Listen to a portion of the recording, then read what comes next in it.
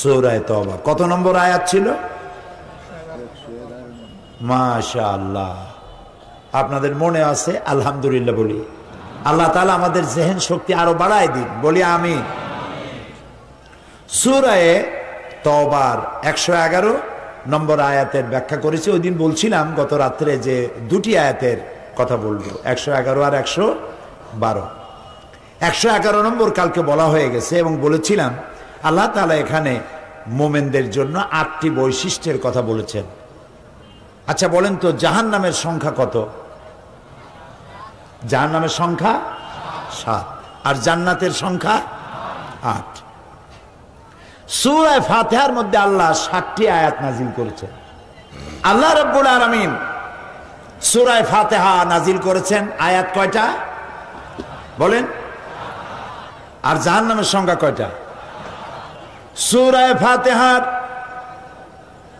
7টি আয়াতের শিক্ষা যদি কোনো মানুষ গ্রহণ করে, আমল করে, আল্লাহ রাব্বুল আলামিন তার জন্য জাহান্নামের 7টি দরজা বন্ধ করে দিবে।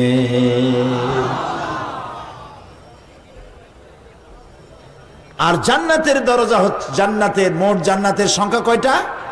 8টা। এখন জাহান্নাম বন্ধ যদি কারোর জন্য হয় তাহলে খোলা হবে কোনটা? জান্নাতের দরজা, যার জান্নাতের সংখ্যা হলো 8টা। এখানে মুমিনের 8টি বৈশিষ্ট্য আল্লাহ বর্ণনা করছেন। এই 8টি বৈশিষ্ট্য যদি কেউ গ্রহণ করতে পারে, আল্লাহর 8টি জান্নাতের দরজাই তার জন্য খোলা হয়ে যাবে। এই 8টি কথা আজকে বলবো ইনশাআল্লাহ। কাগজ থাকলে, কাগজ কলম থাকলে লিখবেন, আর না হয় মনে রাখবেন। এই ফর্মুলাটি পৃথিবীর কারো বানানো নয়। জান্নাতের মালিক যিনি এবং আমাদের মালিক যিনি, আমার মালিকের তৈরি করা ফর্মুলা। সুবহানাল্লাহ। তিনি বলছেন, ওয়া বাশশিরিল মুমিনিন। সাদাকাল্লাহুল আযীম। আল্লাহ তাআলা বলছেন মুমিনদের জন্য 8টি বৈশিষ্ট্যের কথা এখানে বলছেন। তার প্রথম বৈশিষ্ট্য হচ্ছে আত-তাইবুন, প্রত্যাবর্তনকারী, তওবাকারী। প্রথম বৈশিষ্ট্য কি? তওবা। প্রথম বৈশিষ্ট্য কি? তওবাকারী। তওবা মানে হচ্ছে ফিরে আসা। আত-তাইবুন এর অর্থ হচ্ছে প্রত্যাবর্তনকারী, বারবার প্রত্যাবর্তনকারী, একবার না, বারবার প্রত্যাবর্তনকারী। এটি আল্লাহ তাআলা আমাদের জন্য একটি সুযোগ করেছেন। আমরা তো মানুষ, মানুষ মাত্রই গুনাহ করে। গুনাহ করা কি আমাদের জন্য অস্বাভাবিক না স্বাভাবিক? খুবই স্বাভাবিক। এটা আল্লাহর চাইতে কেউ ভালো বোঝে না। সেই জন্য আল্লাহ তাআলা বলছেন আত-তাইবুন, বারবার প্রত্যাবর্তনকারী, বারবার তওবাকারী। পৃথিবীতে এমন কেউ নাই যে আপনি অপরাধ করবেন আর আপনাকে ডেকে বলা হবে যে এসো আমি তোমাকে ক্ষমা করে দেই। এরকম কেউ কি বলবে? বলেন। আমরা যদি আমাদের বাপের সাথে বেয়াদবি করি, আল্লাহ না করুক, মায়ের সাথে বেয়াদবি করি, মা বাপ কি বলবে যে আয় বেটা তোরে মাফ করে দেই, আয় মাফ চা, মাফ করে দেব? বলবে? মা এবং বাবা সন্তানের জন্য কল্যাণকামী। মা বাবা মনে মনে এটা ফিল করেন, ছেলেটা যদি এত বড় বেয়াদবি করলো, যদি মাপ চাইতো মাফ করে দিতাম, এটা ফিল করেন, কিন্তু মুখ খুলে বলবেন না যে আয় মাফ করে দেই। আকাশ আর জমিনে একমাত্র সত্তা যার নাম আল্লাহ রাব্বুল আলামিন। বান্দা গুনাহ করে, আল্লাহ রাব্বুল আলামিন বলেন আয় যত গুনাহ করেছিস ক্ষমা চা, আমি মাফ করে দেব। মানুষ গুনাহ করবে আর আল্লাহ তাআলা ক্ষমা করবেন, কারণ তার নাম হচ্ছে রহমান রহিম। এর অর্থ এই নয় যে আপনি জেনে বুঝে গুনাহ করবেন আর মাপ চাইতে থাকবেন, গুনাহ করবেন আর মাপ চাইতে থাকবেন। এক পর্যায়ে মনে করবেন যে গুনাহ করি নেই, তারপরে বুড়া বয়সে মাপ চাই নেব। এরকম যদি হয় তাহলে এই ধরনের তওবা নিয়ে যারা তামসা করে তওবার দরজা তাদের জন্য নয়। তবে আল্লাহ তাআলা হচ্ছেন মেহেরবান, তিনি মানুষের তওবার দরজা খোলা রাখবেন সূর্য যতদিন পর্যন্ত পশ্চিম দিক থেকে উদয় না হয় ততদিন পর্যন্ত তওবার দরজা খোলা থাকবে। এক। 2 নম্বরে তওবার দরজা বন্ধ হবে একজন মানুষের জন্য তখন যখন সে মার্জে মৌতে মুবতালা হবে এবং মৃত্যুর কারণে তার গলা দিয়ে গড় গড় করে আওয়াজ আসতে থাকবে, সেই পর্যন্ত তওবা দরজা খোলা থাকবে। কিন্তু যখন মরণের যন্ত্রণা শুরু হয়ে গেল, গড় গড় করে আওয়াজ বেরোতে থাকলো, তারপরেও যদি তওবা না করে তাহলে আর তওবা থাকলো না। এই পর্যন্তই আল্লাহ তার তওবার রাস্তা খোলা রাখেন। এই পৃথিবীতে সবথেকে মাসুম ব্যক্তি হচ্ছেন কারা? নিষ্পাপ ব্যক্তি কারা? আম্বিয়া আলাইহিমুস সালাম। নবীরা নিষ্পাপ, মাসুম, বেগুনাহ, তাদের কোনো গুনাহ নাই। নবী করিম সাল্লাল্লাহু আলাইহি সাল্লাম 40 বছর বয়সের সময় নবুয়ত পেয়েছিলেন। এই 40 বছরের মধ্যে নবুয়ত পূর্ব 40 বছরে তিনি কি কোনো গুনাহ করেছেন? এরকম আস্তে ঠান্ডা ঠান্ডা জবাব আমি কামনা করি না। যারা জানেন তারা জবাব দিবেন। নবুয়ত পূর্ব 40 বছর জীবনে রাসূলুল্লাহ কোনো গুনাহ করেছেন? নবুয়ত পাওয়ার পর মৃত্যু পর্যন্ত একটি গুনাহও কি করেছেন? যেই নবীর সারা জীবনে একটি গুনাহ নাই, সেই নবী বলছেন আমি দৈনিক 70 বার তওবা পড়ি। নবীজি আরো বলেছেন আমি দৈনিক 100 বার তওবা পড়ি। সুবহানাল্লাহ। রাতে দিনে 24 ঘন্টা গুনাহ করি, আমরা তওবা করি না। আর রাসূলুল্লাহ দৈনিক 100 বার তওবা পড়তেন। নামাজ পড়তেন, সালাম ফিরিয়ে বলতেন আল্লাহু আকবার, এরপর 3 বার বলতেন আস্তাগফিরুল্লাহ আস্তাগফিরুল্লাহ আস্তাগফিরুল্লাহ। কয়বার বলতেন মনে থাকবে আপনাদের?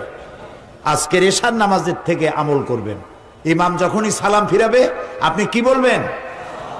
আল্লাহু আকবার বলেন সবাই। তারপরে 3 বার কি বলবেন? আস্তাগফিরুল্লাহ আস্তাগফিরুল্লাহ আস্তাগফিরুল্লাহ 3 বার।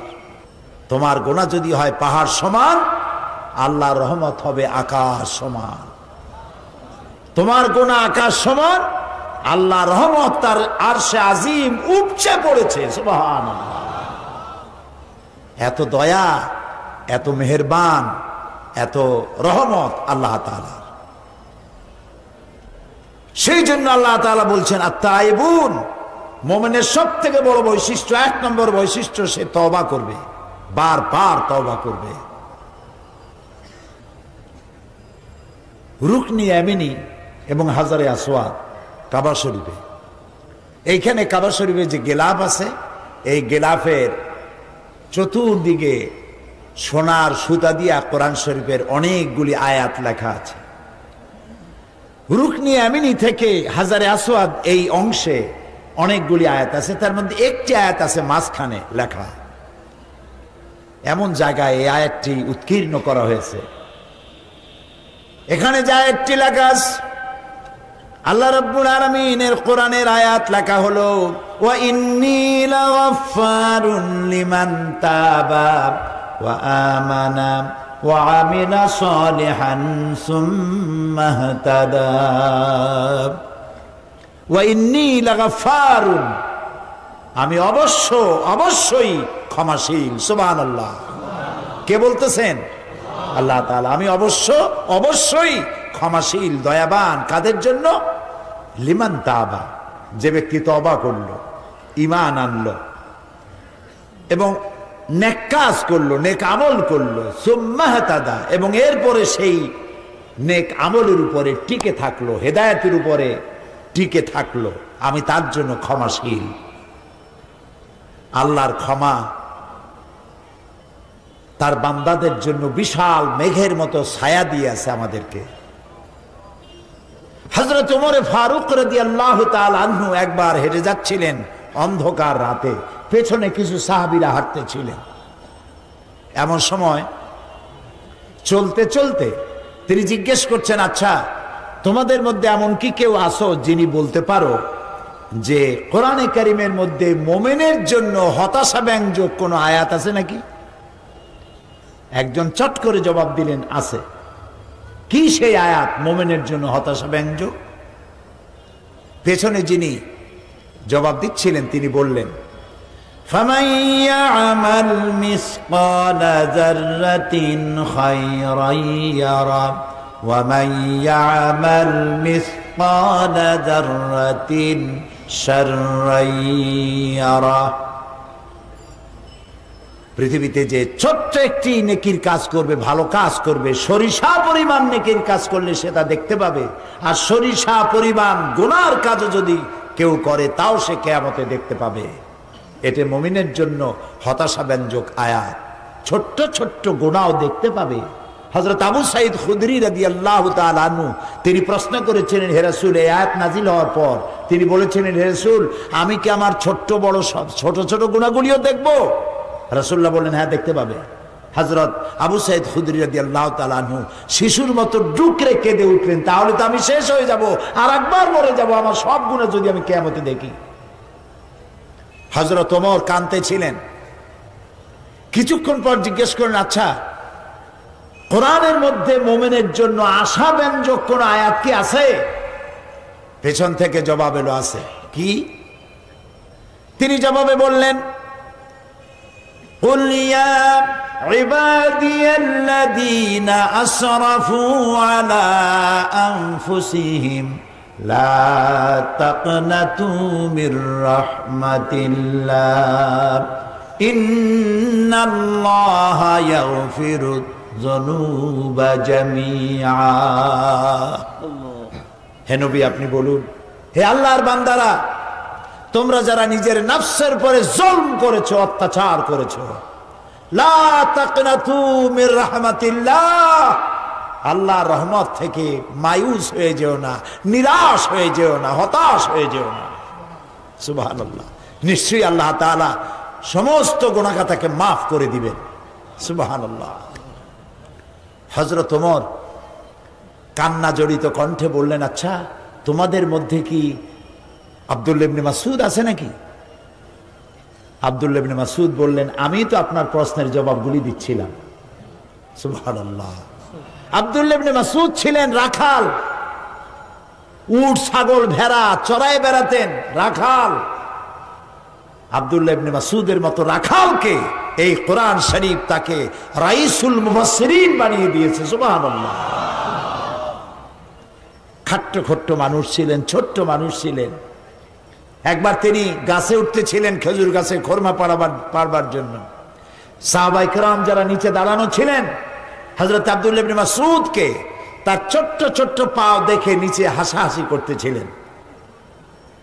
রাসূলুল্লাহ লক্ষ্য করলেন, বললেন, সাহাবীরা, তোমরা আব্দুল্লাহ ইবনে মাসউদের ছোট পা দেখে হাসতেছো? কিয়ামতের দিন আব্দুল্লাহ ইবনে মাসউদের দুটো পা আল্লাহর দরবারে উহুদ পাহাড়ের চাইতে ওজন বেশি হয়ে যাবে। সুবহানাল্লাহ। কত বড় আলেম ছিলেন তিনি। মুমিন বান্দার জন্য আল্লাহ তাআলার রহমত তার হতাশার মেঘকে কাটিয়ে দেবে।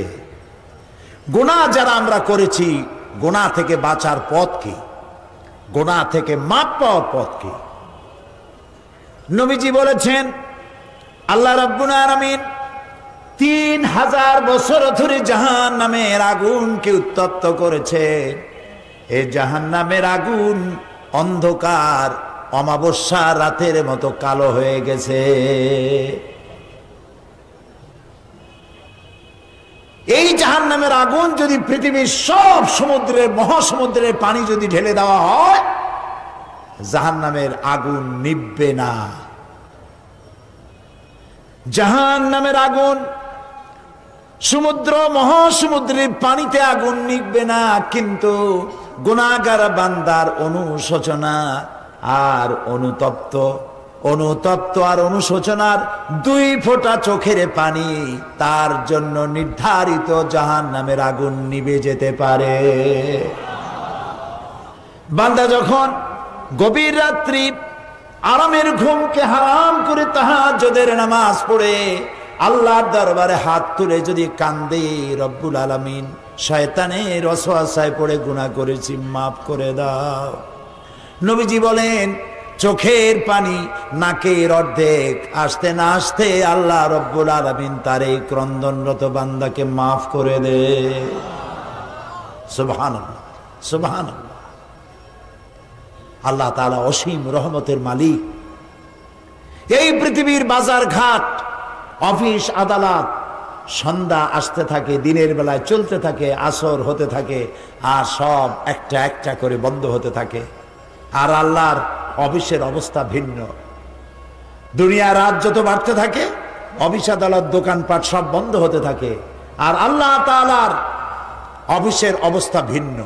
রাত যত গভীর থেকে গভীরতর হতে থাকে, আল্লাহ তাআলার রহমতের অফিসগুলি তত কর্মচঞ্চল হয়ে ওঠে। সুবহানাল্লাহ, আল্লাহু আকবার, আল্লাহু আকবার। আল্লাহ তাআলা আরশে আজিম থেকে প্রথম আকাশে আসেন। কি দয়া তার! প্রথম আকাশে আসেন আর বলতে থাকেন, কে আছো, কে আছো গুনাহ করে জীবনটাকে বরবাদ করে দিয়েছো, আমাকে বলো, মাফ করে দেব। সুবহানাল্লাহ, মাফ করে দেব। বান্দা যখন গভীর রাত্রে কাঁদতে থাকে, তাহাজ্জুদের নামাজ পড়ে দেখবেন এর চাইতে মজার কিছু নাই পৃথিবীতে। গভীর রাত্রে যখন পৃথিবীটা ঘুমিয়ে যায়, প্রিয় ভাই সব, মানুষ যে প্রেম করে, পত্রিকা বিজ্ঞাপন দিয়ে প্রেম করে, বোঝেন কথা? পত্রিকা বিজ্ঞাপন দিয়ে প্রেম করে, মাইকিং করে প্রেম করে। প্রেম করে কিভাবে? গোপনে, গোপনে। মুমিন ব্যক্তি প্রেম করবে কার সাথে? ঢাকঢোল পিটায় করা যাবে না, মাইকিং করে করা যাবে না। আল্লাহ তাআলা বলছেন, প্রেম করার জন্য আমি একটা নির্জন পরিবেশ তৈরি করে দেই। দিনের কোলাহল শেষ হয়ে গেল, সূর্য অস্তমিত হয়ে গেল, রাতের একটি কালো চাদর দিয়ে দুনিয়াটাকে ঢেকে দিলাম। এখন তুমি জাগ্রত হও, একটু ঘুমাও, একটু ঘুমাও, তারপরে জাগ্রত হও, ওযু করো, জায়নামাজে দাঁড়িয়ে যাও। বান্দা যখন গভীর রাত্রি নির্জন পরিবেশে ওযু করে সিজদায় যখন চলে যায়, লম্বা লম্বা সিজদা দিয়া চোখের পানি ফালায়, দেখেন কি মজা। নামাজ পড়ে জায়নামাজে বসে ডাকতে থাকুন, ইয়া আল্লাহু ইয়া রহমানু ইয়া রহিমু ইয়া হাইয়ু ইয়া কাইয়ুম। পড়েন সাথে আমার সাথে, ইয়া আল্লাহু ইয়া রহমানু ইয়া রহিমু ইয়া হাইয়ু ইয়া কাইয়ুম। ইয়া আল্লাহু ইয়া রহমানু ইয়া রহিমু ইয়া হাইয়ু ইয়া কাইয়ুম। গভীর রাত্রে সবাই যখন ঘুমানো, আপনি এভাবে নরম করে একটু একটু করে সুন্দর করে আল্লাহর পবিত্র নাম ডাকতে থাকুন, চোখ দিয়া পানি পড়তে থাকবে। আল্লাহ রাব্বুল আলামিন ফেরেশতারে ডেকে বলেন, ফেরেশতা দেখ আমার বান্দা কান্দে কেন? ফেরেশতারা বলে, রব্বুল আলামিন তুমি তো জানো। আল্লাহ বলেন, হ্যাঁ জানি, তোমাদের মুখ থেকে শুনতে চাই, বলো কান্দে কেন? ফেরেশতারা বলে, রব্বুল আলামিন তোমার বান্দারা গুনাহ করেছে, জাহান্নামের ভয়তে ওরা কান্দে। আল্লাহ জিজ্ঞেস করেন, আমার ফেরেশতারা, আমার এই বান্দারা কি দোজখ দেখেছে নাকি? কয় না, দোজখ দেখে নাই। আমারে দেখছে নাকি? কয় আল্লাহ আপনার জাতের কসম, আপনারে দেখে নাই। বেহেশত দেখেছে নাকি? বলে না, বেহেশত দেখে নাই। আল্লাহ বলেন, ও আমার ফেরেশতারা সাক্ষী থাকো, ওরা আমার বেহেশত দেখে নাই, দোজখ দেখে নাই, আমারে দেখে নাই। শুধুমাত্র আমার নবীর কথা, আমার কোরআনের কথা বিশ্বাস করে আরামের ঘুমকে হারাম করে যেভাবে কাঁদতেছে, লক্ষ্য করে দেখো, আমার রহমতের দরিয়ায় জোশ মেরে গেছে। তোমরা সাক্ষী থাকো, আমার এই ক্রন্দনরত বান্দার বান্দিগুলি আমি আল্লাহ মাফ করে দিলাম। সুবহানাল্লাহ। প্রিয় ভাই সব, আত্তাইবুন, তওবা করুন, যত বেশি বেশি পারি আমরা তওবা বেশি করে করব। আল্লাহ যেন কবুল করেন, বলেন আমিন। আল্লাহ তাআলা দেওয়ার জন্য প্রস্তুত। যে চায় না আল্লাহ তার উপরে রাজি নারাজ হয়ে যান। কবি বলছেন, हर हमेशा देने को वो तैयार है, जो न मांगे उससे वो बेजार है। সব সময় দিতে আমার আল্লাহ প্রস্তুত, যে চায় না আল্লাহ তার উপরে নারাজ হয়ে যান। প্রিয় ভাই, সব আল্লাহর কাছে তওবা করলে আল্লাহ মাফ করে দিবেন। তবে গুনার একটি সীমা থাকা উচিত, সীমা ছাড়া যেন গুনাহ আমরা না করি। গুনাহ থেকে সব সময় তওবা করতে হবে। এই গুনাহ থেকে বাঁচার জন্য একটা পদ্ধতি আছে, বলবো কি? বলবো? সেটি হচ্ছে মুহাসাবা, আত্মসমালোচনা করা। রাত্রির বেলা যখন আমরা ঘুমাতে যাই, বেডে গিয়ে ঘুমাবার আগে চিন্তা করুন, আল্লাহ আজকের সকাল থেকে নিয়ে এই ঘুমাবার বিছানা পর্যন্ত আসতে কয়টা মিথ্যা কথা বলেছি আজ, মনে পড়বে না? জবাব দেন। মানুষের সাথে কয়টা ওয়াদা খেলাপ করেছি, মনে পড়বে না? ওজনে কম দেওয়া, খাদ্যে ভেজাল দেওয়া, শয়তানি করা ইত্যাদি যা কিছু করা হয়েছে, মনে পড়বে না? তওবা করবেন, আল্লাহ আস্তাগফিরুল্লাহ আস্তাগফিরুল্লাহ আস্তাগফিরুল্লাহ, আল্লাহ তাআলা আমি ভুল করছি, এই গুনাহগুলি আমি আগামীকাল আর করব না, তুমি আমারে মাফ করে দাও। প্রত্যেক রাত্রে যদি আত্মসমালোচনা করা যায়, শোয়ার সময় মুহাসাবা করা যায় যে আজকের দিনে কত গুনাহ করছি, কালকে এগুলি করব না, এইভাবে মানুষ সংশোধন হতে পারে, পারফেক্ট হয়ে যেতে পারে। আমরা কি এটা করা শুরু করব আজকে থেকে? করব? আল্লাহ তৌফিক দিন। আমরা বলি আমিন, আমরা বলি আমিন। প্রিয় ভাই, সব আল্লাহ তাআলার মধ্যে দুইটা সিফত সব থেকে বেশি ক্রিয়াশীল। আল্লাহ তাআলার মধ্যে দুইটা সিফত সব থেকে বেশি ক্রিয়াশীল। একটা হলো রহম আর একটা হলো করম, দয়া আর দান। দান করতে গিয়ে তিনি তাকিয়ে দেখেন না শত্রু এবং মিত্রকে, সমানই দিতে থাকেন, কারণ তার নাম হচ্ছে রহমান। সুবহানাল্লাহ বলে, তার নাম করিম। হাদিসে কুদসিতে এসেছে, রাসূলুল্লাহ আল্লাহ তাআলা বলেছেন, এই পৃথিবীর দাম যদি আমার কাছে একটা মশার দানার তুল্য হতো, আমি কাফেরকে এক ঢোক পানি গিলতে দিতাম না। এই পৃথিবীর কোনো দাম আল্লাহর কাছে নাই। খুলু ওয়া তামাত্তাউ, খার ফুর্তি কর, জবাব একদিন দিতে হবে। তো আল্লাহ তাআলার মধ্যে কারিমিয়ত, দয়া, কি বলে, দান, দানশীলতা, এই সিফতটা দারুণভাবে ক্রিয়াশীল। আরেকটি হলো রহম, দয়া। এত দয়া যে বলে শেষ করা যাবে না। আপনি অপরাধ করবেন, গভর্নমেন্ট আপনাকে গ্রেফতার করবে, চুরি ডাকাতি যেটাই করেন গ্রেফতার করা হবে, জেল থেকে মুক্ত হবেন, কিন্তু থানায় যে অপরাধের লিস্টে, অপরাধীদের লিস্টে আপনার নাম ছিল, ওই নাম কিন্তু কাটা হবে না। আবার অন্যায় করবেন, জেলে যাবেন, নাম লেখা হবে, কাটা হবে না নাম। যতবার অপরাধ করবেন, জেলে যাবেন, জেল থেকে মুক্তি পাবেন, নামগুলি লেখা হয়ে যাবে, নাম কাটা হবে না।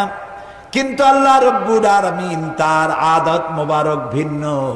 মানুষ গুনাহ করে, গুনাহ থেকে তওবা করলে পরে আল্লাহ রব্বুল আলামিন গুনাহ শুধু মাফ করেন না, গুনার খাতা থেকে নামটা আল্লাহ মুছে ফেলে দেন। শুধু তাই নয়, তওবা যদি কবুল হয়ে যায়, সাইয়্যাত গুলি আল্লাহ তাআলা হাসানাত দিয়া বদলায় দেন। সুবহানাল্লাহ, সুবহানাল্লাহ, আল্লাহু আকবার। এই জন্য আল্লাহ যেন আমাদেরকে বেশি বেশি তওবা করার তৌফিক দান করেন। মুমিনের এক নম্বরে কোয়ালিটি, সে তওবা করবে এবং বারবার তওবা করবে, তওবা করতেই থাকবে। নবী করিম সাল্লাল্লাহু আলাইহি ওয়াসাল্লাম নামাজের মধ্যে দাঁড়িয়ে যেতেন গভীর রাত্রে তাহাজ্জুদের জন্য। কোনো গুনাহ ছিল রাসূলের? ছিল না। হযরত আয়েশা রাদিয়াল্লাহু তাআলা আনহা বলেছেন, রাসূল যখন নামাজ শুরু করতেন, সূরা বাকারা, সূরা আলে ইমরান, সূরা নিসা, সূরা মায়েদা, সূরা আরাফ একটার পর একটা শেষ হয়ে যাচ্ছে। আমার মনে হচ্ছিল যে এক রাকাতেই বোধহয় রাত শেষ করে ফেলবেন। রুকুতে যেতেন, মনে হতো এই রুকু থেকে বোধহয় আর উঠবেন না। সেজদা দিতেন, মনে হতো রাসূলুল্লাহ ইন্তেকাল করেছেন, কোনো সারা শব্দ নাই। ভাবতাম রাসূলুল্লাহ মারা গেলেন নাকি। আমি পায়ের আঙ্গুল ধরে চাপ দিতাম, রাসূলুল্লাহ ব্যথা পেয়ে পায়ের আঙ্গুলে নাড়া দিতেন, তখন আমি বুঝতাম রাসূলুল্লাহ বেঁচে আছেন। দাঁড়িয়ে দাঁড়িয়ে নামাজ পড়তে পড়তে পা এরকম ফুলে যেত, পাও মোবারক এরকম ফুলে যেত, সকাল বেলায় জুতার মধ্যে রাসূলের পাও প্রবেশ করতো না, অথচ তার কোনো গুনাহ ছিল না। প্রিয় ভাই সব, আমলের পরিবর্তনের জন্য, নেক আমল করার জন্য মুমিনের 1 নম্বর বৈশিষ্ট্য তওবা করা। আল্লাহ যেন আমাদেরকে, যারা তওবাকারী তাদের মধ্যে আল্লাহ আমাদেরকে যেন শামিল করে দেয়। আল্লাহ